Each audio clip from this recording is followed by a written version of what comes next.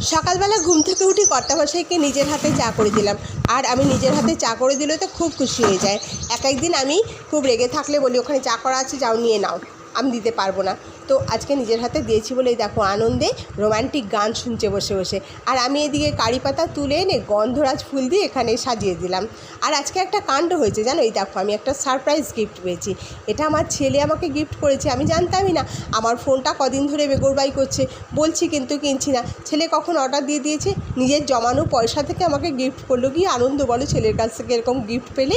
আর আমি আমার কর্তামশাইকে বলেছিলাম একটু পুঁই শাক নিয়ে আসবে, তার গোড়া সমেত নিয়ে আসবে, কি কাজে লাগবে এই দেখো দেখাচ্ছি তোমাদের। আমার তো গ্রো ব্যাগও নেই আর বাড়িতে বেশি জায়গাও নেই, তো আমি কি করব বলো। প্রতি মাসে একটা করে বস্তা তো আসে, চালের বস্তা, সেটাতেই বসিয়ে দিলাম। ইচ্ছে থাকলে উপায় হয়, তাই না। আর এদিকে দেখো কাটোয়ার ডাটায় লাগিয়ে দিয়েছিলো, সেটাও লাগিয়ে দিয়েছিলাম, কি সুন্দর পাতা গজিয়েছে। আর এই স্কুলের গেটে প্রতিদিন একটা করে